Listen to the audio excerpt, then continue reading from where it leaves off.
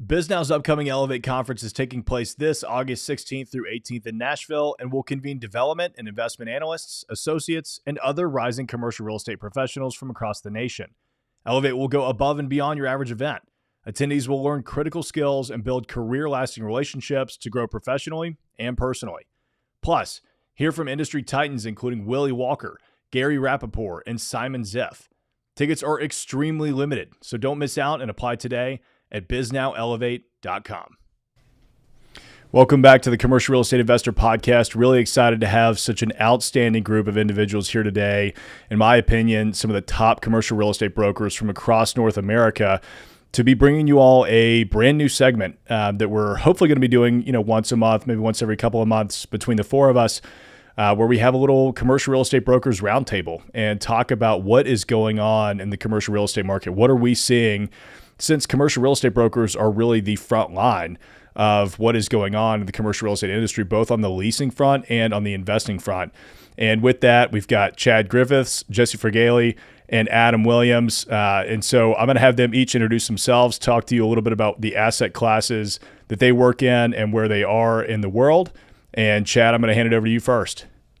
Yeah, thanks, Tyler, and a pleasure to be here. Thanks for the invite and looking forward to doing more of these as well. Chad Griffiths, industrial real estate broker. Started my career in 2005. Same company actually ever since. And then I started investing in myself in 2014. Co-owner of about 150,000 square feet worth of industrial properties. Brokerage is still my day-to-day business. I follow the industrial market quite closely. Based out of Western Canada, but I keep pretty much on top of trends all over North America and the world. So looking forward to talking about anything to do with industrial real estate. Love it. Jesse? Hey everybody, my name is Jesse Fergali. Pretty similar MO, just on the office side. I got into the business on the investing front in student rentals. Continued to do multifamily to this day, but same idea. Day to day is still on the brokerage end. Investment sales predominantly focused on the office market, so investment sales and office leasing. So I do that out of Toronto. So pleasure to be here. Adam? Hey everybody, Adam Williams coming to you live from Charlotte, North Carolina.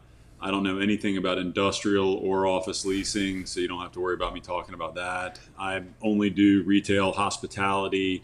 Been doing it now for honestly too long. I remember being a young pup in the business, and those days are gone. Same kind of story of these other guys. I do a lot of stuff on my own balance sheet and with local entrepreneurs, everything from bowling alleys to hotels, restaurants, and small development projects, but do a tremendous amount of kind of institutional level retail, landlord, and tenant rep in and around the Carolinas. Yeah, this is going to be a fun conversation because everybody on this panel is investing as well. So we're all bringing that to the table, which I think is a really unique perspective, because not all commercial real estate brokers are investors, right? And I think that we as commercial real estate brokers that work with investor clients kind of bring a fair amount of the investment knowledge to the table when we're working on it. So you guys are very well qualified to be talking about this. Jesse, I want to dive in first with you on the office sector, because that is what everybody has been talking about basically since COVID hit. What is going on in the office market, and is it true that office is just dead? So it's let's see, respond to this concisely. I'd like to take a look at office between two different markets, the downtown cores of the world and the suburban office market. When it comes to downtown centers, whether that's New York, LA, Toronto, Vancouver, those buildings, I think there's been a flight to quality. So the office market has been obviously sluggish over the last few years because companies right now are we're trying to decide, what are they going to do? Are they going on a hybrid model? Are we going to be in the office 3 days a week? Is it 5 days a week? Are we going to be back there? We were just talking on our sales call this morning, and we have over 80 offices, I should just say, with Avis and Young. So we see a lot of different markets, and we're starting to see that return to office. And what I mean by that is a more specific mandate where you don't have companies just saying, okay, we'll say we're in 3 days a week. We're starting to see more of a push to have it systematized and have people in there. The other thing is, I think after 2-3 years, especially in Canada, I know you guys weren't shut down as much as we were, but the result was a lot of the team building and being able to build culture in a company had to take a back seat for a lot of the different kind of arrangements people had in the office. Now, all that being said, I think every major market has seen an uptick in the vacancies that they've had. For Toronto and Vancouver, very healthy. For other markets, maybe not so much, because we had low vacancy for such a long period of time. How I think this shakes out, I don't think, obviously we're all glass half full guys or we wouldn't be brokers. I don't think office is dead. I think these changes preceded these lockdowns and what's kind of happened to the world, that people wanted quality, better amenities, wasn't a place that you just were going to be in a cube for 70 hours a week. So I think that change is happening. And the reason I separate the downtown and the suburban markets is there's been a lot of talk in Canada and the US about repurposing buildings. The reality is, and we talked about this a little last time, Tyler, is that you can't just take an office building and turn it into a multi-residential building. They're not built the same way. They're not designed the same way. So although there are candidates for buildings to be converted to higher and best use, depending on the area and what's in demand, I think that we're not going to see as much of that as people think in downtown cores. I think that might be a periphery thing for buildings that where it's feasible. So I'll leave it there. That's kind of my 2 cents right now on the office market. Jesse, can I ask a quick follow-up question, or just something that I've been itching to hear somebody's perspective on? Somebody told me the other day, or asked me the other day, I should say, that how I thought the retail apocalypse, where every retail shop was going to close and everything was going to be on Amazon, there were no survivors, everything was going to die. Like, I feel that same kind of like clickbaity fervor around the office market right now, but I don't know anything about office, right? I know that much about office, so I'd love to hear how that strikes you. Do you see any similarities? Frankly, in the retail business, it was like you mentioned flight to quality. It was a merciful death for a lot of brands that were just hanging on by their fingernails for the last 10 years, that have been watered down and bought and sold. So I'd love to hear how that comparison strikes you. Yeah, I think it's a good comparison. I've never really thought of it that way, but we've seen with our retail folks that, the ones that have done very well over the last few years have been quality assets, especially in our area, grocery store anchored assets, where there's this kind of concept of, I think, of creative destruction that people just like, they don't realize our industry is a cyclical industry. And every once in a while, you need to kind of clean up some of the underperforming assets. And it sounds pretty brutal, but some of them that were kind of hanging on, maybe should not have been there. The business cases might not have facilitated, where they were staying and the rent they're at. So to answer your question directly, I do think there's a little bit of that in office.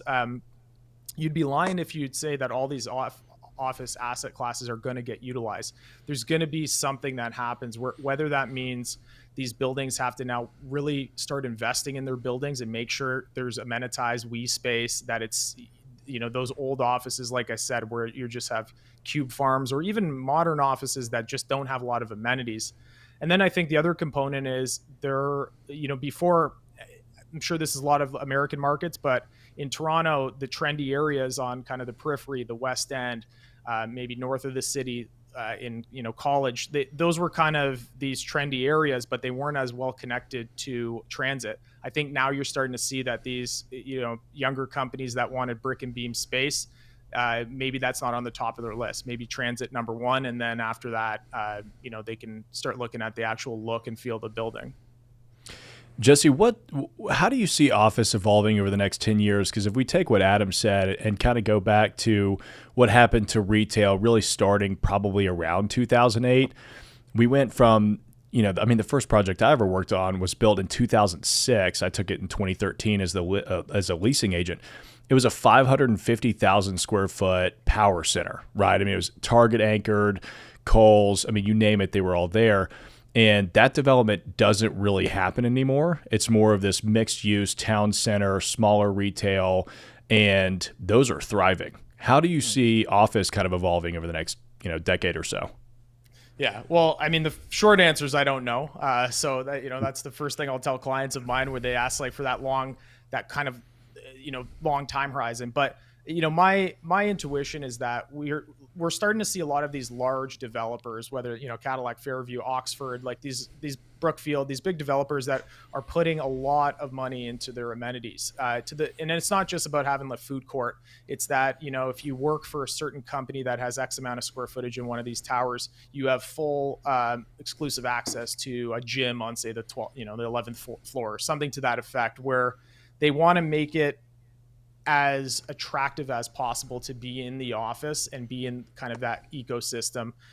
Yes, you're going to get some people that drop off by the fact that their commute is, further away, and and then the dust will settle in that way. But I do think that amenities are a huge component, that the square footage will balance out in a proper, like what we always say, it's we versus me space. And that goes for the common areas, and that goes for the office internally itself. Chad, let's get you in on the conversation here. We've got a question from Junie Cortez. I live in a city with an extreme shortage of industrial space. I've heard positives about opportunity, but also negatives about too much developing to fill the void. Is there a such thing as overdevelopment when it comes to industrial? There always seems to be a need for industrial space. Yeah, it's a great question and an observation about the state of the market right now. It's interesting because industrial has actually been almost the opposite of what office is going through right now, where offices has some challenges. Industrial, the challenge is there isn't enough inventory. The corollary of that, and I do see this being a big problem at some point down the road, is that developers do tend to overbuild. It's a long cycle from identifying land to going through the permitting process to actually completing the project. That's a long cycle, and developers often see signals of aggressive rent growth and low vacancy, and they see those signals as a signal to build. And look at a market like Dallas, which at one point they had 75 million square feet worth of industrial properties under development at one point in time. It's a staggering amount of industrial property. Like that's a medium-sized market. That's their entire industrial inventory, and Dallas was building that at one point in time. So I think that there is a warning sign that could be a problem down the road, is that we will continue to build too much.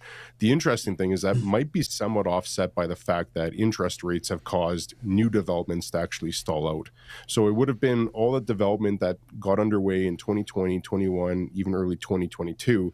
That's underway, and it's very hard to hit the brakes when you're in motion already. But that new development, the developer that's sitting on 100 acres that was going to do an industrial park, they might just say, well, you know what, cost of capital is too high right now. Let's actually just sit and wait and see what happens next year.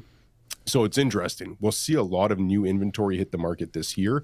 What's going to happen next year? Because there'll be that lag from developers hitting the pause button right now until it actually comes to fruition.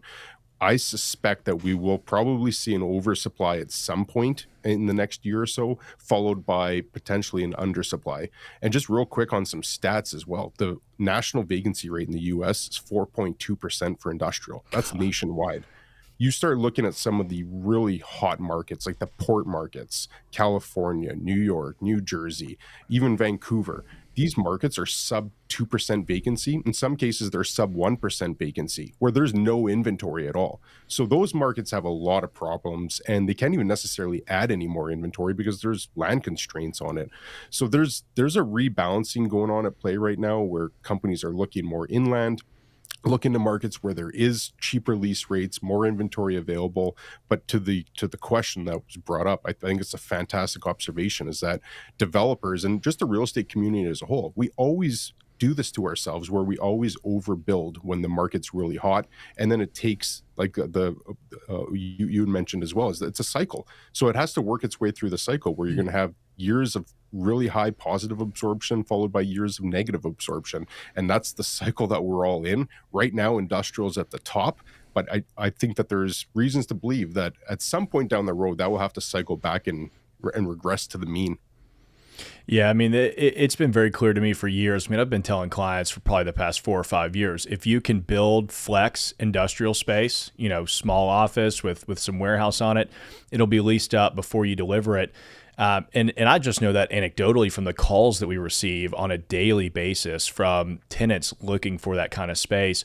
What data points or market indicators do you all follow to determine whether or not a development like that should go on? Like if you're talking to a client and they call you and say, hey, Adam, I want to build some retail space. Is this market good? Or Chad, industrial, Jesse, I want to do an office building. What are you guys looking at to tell them like, hey, the data, not just anecdotally, but like the data says this is actually a good move for you to make? Happy to tee that off, and then Adam, you can jump in as well. I would look at it on a very micro level. So there's statistics out there, like the vacancy rate for U.S. industrial, 4.2%. That's a good sign, but every market is going to be different and have its own nuances. So I think you really have to go on a case-by-case basis, as well as even just narrowing in on exactly what you're planning. Because industrial, and you've mentioned this numerous times as well, Tyler, it's fairly broad. So that can include manufacturing properties, warehouses, distribution centers, all the way down to the flex industrial, like little contractor bays or even self-storage, really. So I would say it really becomes an exercise in identifying the signals in your specific market. I really comparing that proverbial apples to apples in terms of if you're building a 30,000 square foot flex property and they're going to be 2,000 square foot bays, what's the market for 2,000 square foot bays? Not what's the vacancy rate across North America. You really got to get granular and identify exactly what you're building, exactly what you're going to be competing against. And then it just comes down to a financial feasibility model. What's it going to cost you to build? What are your timelines? What are your projected rents? Or if you're going to sell them, what's your sale price? And then working backwards to determine it. But I think that local expertise is imperative when you're developing anything. It's great to have that global or North America or Canada or US wide perspective, but you really got to dig in and fully understand your local market and exactly what you're building. Yeah, it sounds like, I don't want to repeat what you just said. I mean, retail is like that times 10. Retail is so specific and so micro. I mean, frankly, you can take one wrong turn on one street and have one storefront 30 yards from another storefront, and the rent is different. So the big challenge that we're running into right now is supply, good supply. Like there's certainly no shortage of bad kind of backwater retail, but the available retail that is well built, well positioned with the right demographics is very, very hard to find. And frankly, going back to the retail apocalypse kind of narrative from, what is that now, 4 years ago, 5 years ago, it'd be like building a spec office building in a center city right now. 5 years ago, like nobody was building new retail. And now that it has come back with a vengeance, there's almost no supply. And there's almost no supply on good urban kind of main street, high street retail. But there's also, like, I've got clients like Ace Hardware that all they want is a closed down Tuesday morning, or Party City out in the suburbs. You can't even find that. You add on top of that, the cost to build a new kind of power center or retail center is astronomical at the moment, and hard to get approved. That we're seeing pretty strenuous supply constraints in a market like Charlotte. That's a market kind of like Nashville that people really want to infiltrate. So honestly, that's our big issue right now, is just well located supply. Yeah, I mean we're seeing that left and right. It's tough to get anything done in Nashville because, I mean, we're seeing more permits being pulled in neighborhoods today than you were seeing in an entire year back in 2013, and the city's struggling just to keep up with that. And so it's almost this, despite the city being difficult to deal with, despite interest rates going up, despite inflation and bank uncertainty being where it is, people are still doing everything they can to push these projects across the line. And I think that we're at a really interesting inflection point that I want everybody to kind of chime in on. I mean, I think that we're in a recession. I think it's kind of hard to argue that. especially when you look at all the data, but we're still seeing a ton of cash that is flowing into the right deals and things like that. So how are y'all seeing the interest rates, inflation, lenders pulling back on a lot of deals? How are y'all seeing that kind of impact acquisitions or dispositions in your markets?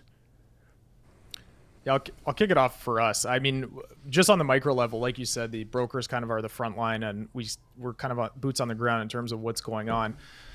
For us, it's on the leasing front, it's all about velocity, right? Whether it's a good market, bad market, we can be busy in both of them.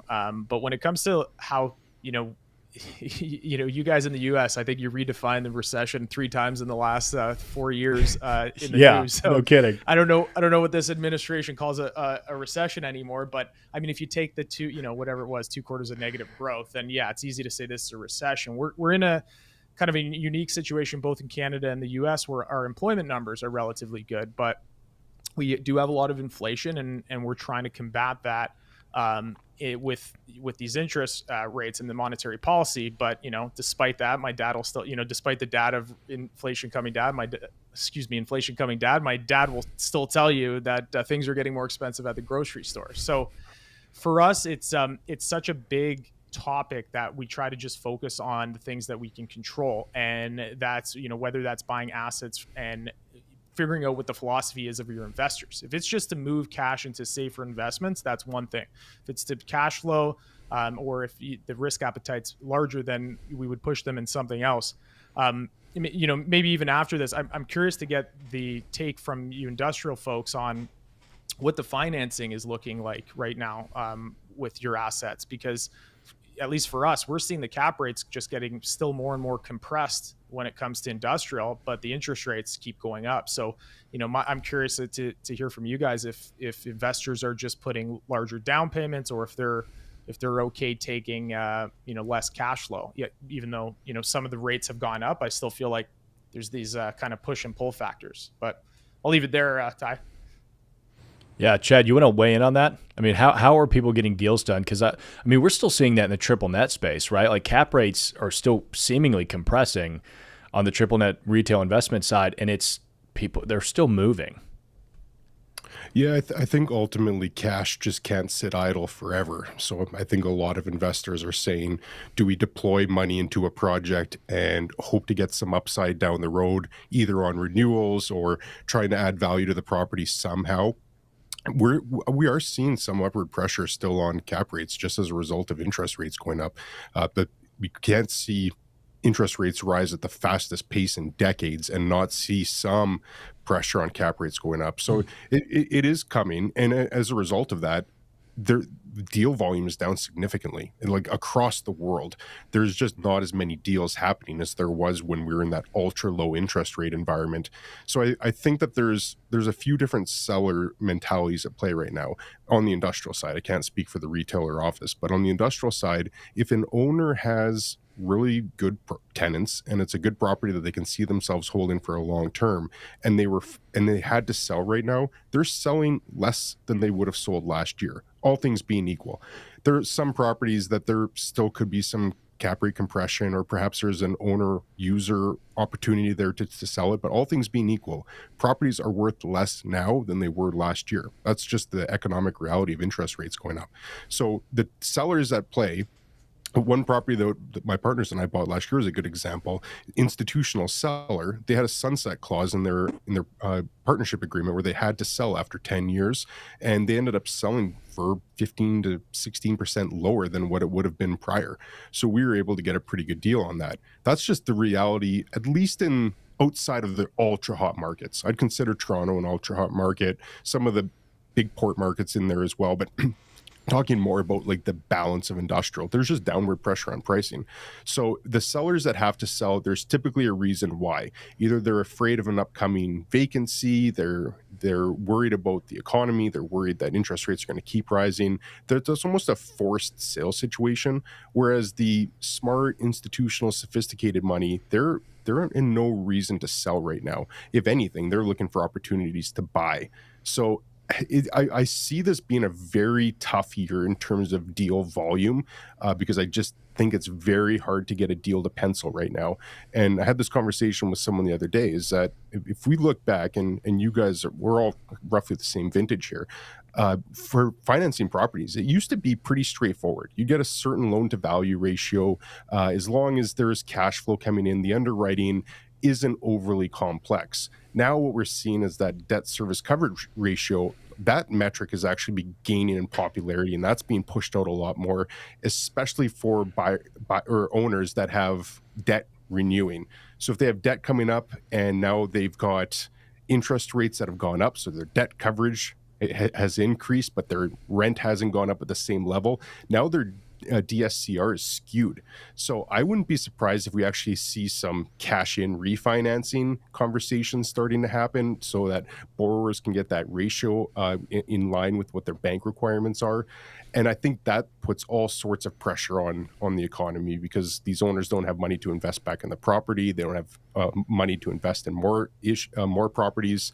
So I see that this interest rate problem isn't going to fully manifest for still another year or two, perhaps longer, as these debts start coming up for renewal. New owners want to start buying property.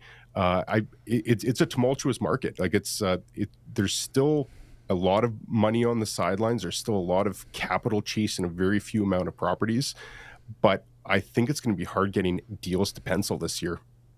Yeah, the two things that I'm seeing that make me nervous. One, you just mentioned, I feel like we're in this little purgatory type situation where things should reset because of the debt market, but sellers haven't, especially non-institutional, non-savvy sellers, haven't realized that the market has been reset.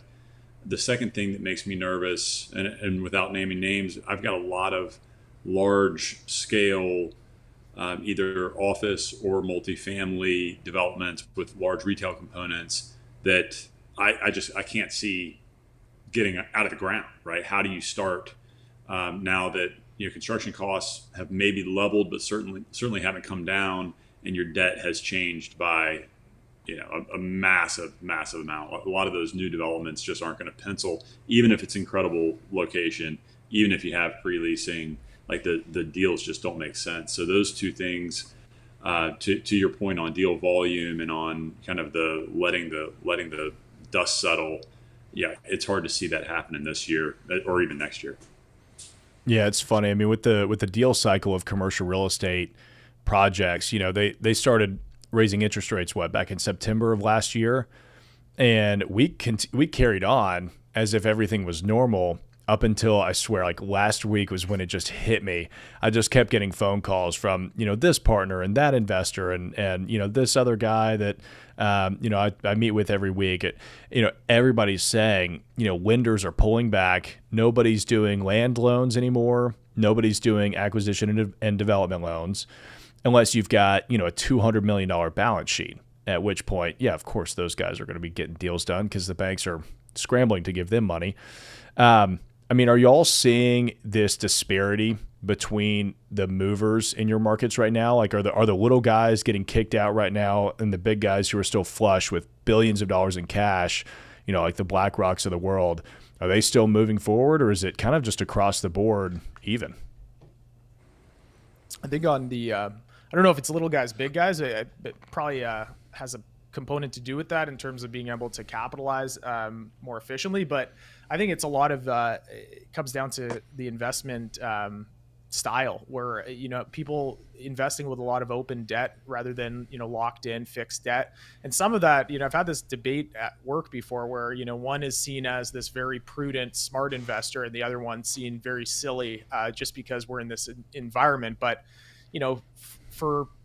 to say that is to kind of just assume that you knew that the last year would unfold the way it did. Now, I think we all should have been cognizant of the fact that 1%, 2%, 3% interest rates were something that every investor should have known could not last. And you could do a million sensitivity analysis whether you would have predicted what happened did, but there are a lot of very good investors that just say they were doing value add during this time period. It's probably the worst time period to do value add in the last 10-15 years because you kind of got caught here. So you made a really good point though of what we don't hear very often is cash in refinance.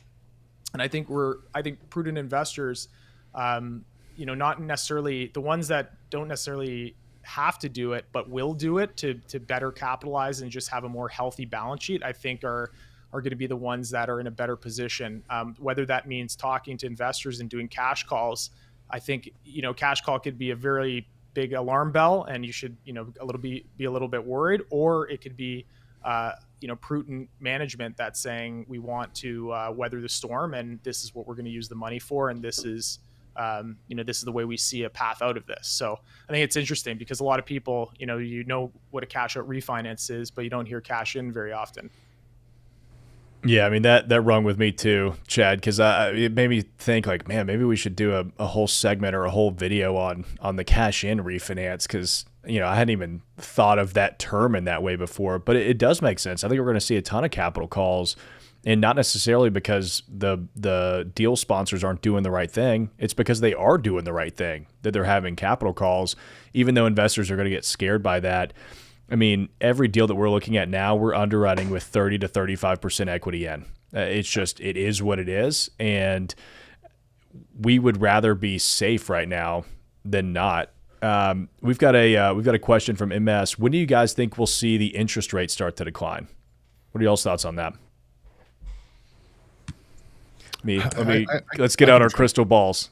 Yeah, exactly. Who knows? First, I'm probably the most cynical on this because I don't think the Feds have any idea what they're doing. I think that this has been a train wreck of biblical proportions since day one, where like we printed an unprecedented amount of money, like crazy amounts of money, and for them to not think that inflation would be beyond transitory is a failing of, like, it's an epic fail. Like, I can't think of anybody that's failed at their job more than the Feds printing that much money and not expecting inflation. And then to leave that until we were clear of the pandemic and then force these aggressive interest rates on us. That's one part of my cynicism, is just how poor they are at doing their jobs. The second part is I don't think these inflation numbers are telling the real story. I think that these numbers are too easy to pull the strings on, to manipulate at will. And I think that there's probably some political pressure. There's probably clearly some economic pressure that's having these numbers come in a lot more rosy when they actually are. Like, I think we saw 3%, is that what it was? 3.1% or something this last month.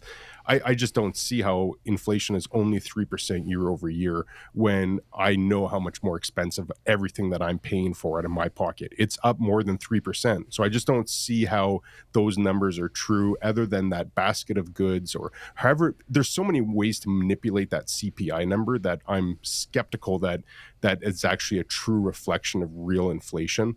So that's a long-winded way of me saying that I don't trust the Feds to do their job properly, and B, to actually report on the true number.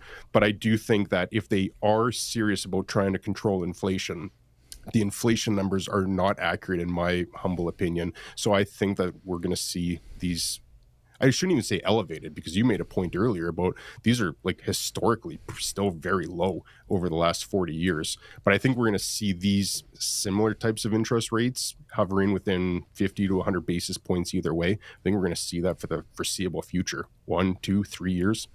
Yeah, and I'm contrarian about this. Your last point is something I think about a lot. I mean, these were artificially low interest rates, right? These are subsidized BS rates that everybody kind of got drunk on. And the thought that we're going to see more, 2.5% rates in the next couple of years, and that's like some kind of panacea, I don't think makes a lot of sense. What scares me a lot more is that a lot of these banks are locked in with this very low interest rate environment on long-term deals, and it's just kind of artificially affecting our current environment. A lot of banks that I talk to, if it's not 40%, 45% down, it pencils down for them, whether it's an institutional user or me and my uncle trying to buy something. Yeah, so that makes me. I think we're crazy to just think that interest rates are all of a sudden going to bottom out again. And if they do, what in God's name has happened for them to push rates that low? So I think we need to figure out how to make deals happen with these rates or slightly higher for the foreseeable future. Yeah, I think I like the way you put that in terms of like we've been on a bit of a high, and this idea that we're now taking our medicine. You can't imagine that we're not going to have a hangover after that type of the amount of money printing. And to your point with who owes what the bank, I love the quote that if you owe the bank $100,000, that's a you problem. If you owe the bank 100 million, that's a bank problem. And I think banks now, at least we're seeing it in Canada, that a lot of these loans are being punted, 1-year IO extensions. They're trying to get their bearings as to structure so that their balance sheets are looking somewhat reasonable. When it comes to the interest rates, I actually think I might be a little bit different here. I actually think we're at or close to a point, and you can fact check me in a year from now, Tyler, so you should just show me how it's completely wrong. But I do feel like we're within striking distance of where it will kind of have a balance of interest rates. To me, the 5, 6, 7% range to me seems like an area where we could probably even, in Canada, we increased again recently, which was somewhat not unexpected. But I do think that at this point, this is a much more healthy environment from a lending perspective. Obviously, we all agree that the 1%, 2%, 3%, that was kind of la la land. I mean, my first mortgage I got personally was 2008 or 2009, and it was 5.5%. And to me, what clicked for me was when my buddy, he's just going to get a lease right now for a car, and he's like, do you believe the interest rate? I can't remember what it was, but I realized that I have an interest rate on my lease at 0%. And I was like, yeah, we were living in la la land for about 10 years. That's crazy. Yeah. The first value add office investment we ever did, we got an interest rate of 5.25%. And we were like high-fiving each other in the office. We couldn't believe that we got such a good deal. And I think that's the interesting thing that I think is going to get a lot of investors in trouble that bought properties over the last 2-3 years. They looked at the commercial real estate market with a 12-month lens, and instead of a 10 or 20-year lens. And we saw some investors get adjustable rate mortgages, which is the worst possible thing that you could have done in 21 and 22. And as we like to say here in the South, the cows are coming home. It's going to be painful. I mean, did you guys see that story about that multifamily guy out of Houston, Texas? Yeah, that was wild. The huge delinquency, right? Yeah, I mean, 3,200 units that he bought in 2021 on an adjustable rate mortgage. His interest rate went from like 3.5% to 8% in like less than 12 months. And I think he had $230 million of debt on that property and just gave it back to the bank. Yeah, I think you're going to see a lot more of that. But, I agree. I wish that I had a crystal ball, because if so, I would make the four of us the wealthiest commercial real estate owners in the world. We'd all just be buying deals together and timing everything perfectly. But I think we're going to be riding this out for at least 12 to 24 months. I don't see. I'm with Chad on this. I don't see how you can print that much money and not expect there to be consequences. But I will say there's a pretty interesting pro tip to take out of that. Anytime you see the government printing money, buy real estate and sell it within 24 months. You can't lose. Yeah. You can't lose. Well, guys, real quick, I want everybody to just give some advice for investors going out into this market. What should they be keeping an eye on? How should they be approaching their investment portfolio over the next 12, 24, 36 months? Happy to start again. I think the key right now is just stay afloat. It's this is the bottom of the cycle. I think I don't think it gets terribly much worse than this, but like you, Tyler, I don't have a crystal ball, so perhaps it does, but I think you just stay afloat. That's the same mentality that my partners and I have. It's the same advice that I would give to clients, is that unless you were forced to sell right now, I think you're better off just waiting until something changes down the road. I think that there's still good market fundamentals, whether we are in a recession, whether we're not in a recession. I think that the market is still going to keep chugging along. And I'm a long-term holder myself. Everything that I think of, everything that I plan, I'm trying to think 5 to 10 to 20 years out. So these short market aberrations, while they're painful as you're going through them, if you keep that long-term perspective and you can get property that you might not have otherwise been able to get in an ultra hot market, but if you can pick up a really good property that you can see yourself holding for a good period of time at the right price, that could be an awesome opportunity to pick something up. But just don't rush into it. It's a long-term game. The most successful investors that I know, that I try to emulate myself, they have that long-term horizon. So I tend to look at this as this could be a market aberration. In 20 years, we might look back and we might remember this as being a really tough time. But given enough time and given enough real runway for real estate, there's opportunities to make a lot of money as an investor. So that'd be kind of my message: is be opportunistic, but also be patient and have that long-term outlook. Yeah, I would even double down on that. I'm seeing more deals today. Like we're literally, we have 3 deals that we're doing, kind of personal balance sheet deals right now, that a year ago would never have presented because they would have gotten snapped up. They would have gone at such insane cap rates that I would have never even thought about investing in it. And I'm taking this as an opportunity. Now, obviously, I can't play with the BlackRocks of the world still, but I mean, I'm seeing well-located, interesting deals that are just squirrely enough to keep a large institution away from doing it at the moment. So I'm honestly as excited on the investment side as I have been in years, because I've been watching. I work for institutions for a living, right? And they pay my bills and I love them to death, but they make it really hard for individuals to buy. And this is the first time I've been excited about kind of expanding my personal balance sheet in a little while, especially in a market like Charlotte, which you guys are talking about, Toronto and Nashville. I mean, Charlotte is not an easy place to play for a small investor right now. So I'm as excited now as I've been in a while. Yeah, I think for myself, very similar to the other ones. Whatever the Warren Buffett quote is, we're entering a time now where people are fearful. If not, we're already in that time, and that's really where you got to keep your eyes peeled for deals. You can never time that, the falling knife, but we know that we're entering into a trough at lower end of the market cycle, and this is where you really got to kind of be ready to put your money working and really underwrite deals. And before we saw it was somewhat easier to underwrite properties. Now it's really going to be the guys that roll up their sleeves and can look at the deals. And then the last thing I'll say is, to your point, Tyler, when you're talking about putting 35-40% down on properties, 5 years ago, somebody would said, you're leaving so much money on the table. There could be your returns are, you're giving up that for what you could tell your LPs is your higher IRR. What I would say is, if you can find deals right now, don't be afraid to put more down. If it means that you're underwriting them more conservatively, you can kind of sleep at night. And as long as they're good deals, they're good deals, whether you lever them to the hilt or whether you are more conservative with your leverage. Yeah, I think you guys are all exactly right. I mean, it's going to be the best buying opportunity that we've had in the last 10 years.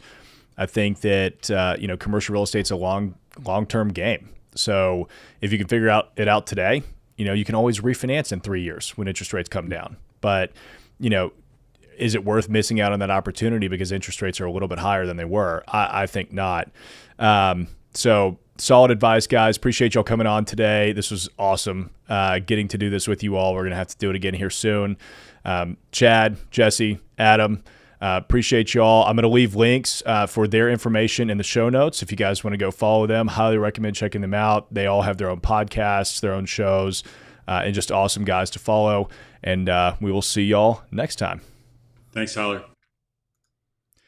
BizNow's upcoming Elevate conference is taking place this August 16th through 18th in Nashville and will convene development and investment analysts, associates, and other rising commercial real estate professionals from across the nation. Elevate will go above and beyond your average event. Attendees will learn critical skills and build career-lasting relationships to grow professionally and personally. Plus, hear from industry titans including Willie Walker, Gary Rappaport, and Simon Ziff. Tickets are extremely limited, so don't miss out and apply today at biznowelevate.com.